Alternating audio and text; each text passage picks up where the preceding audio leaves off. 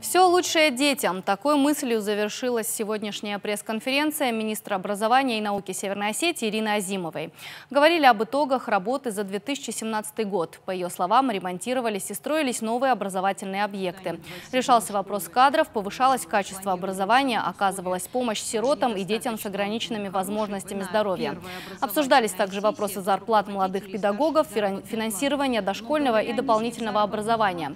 Приоритетным на встрече стал вопрос изучения осетинского языка. Как отметила Ирина Азимова, факультативным родной язык в школах не станет. Более того, помимо Аланской гимназии, в будущем планируется открытие классов, где обучение полностью проходит на осетинском языке. Одним словом, планов у министерства много.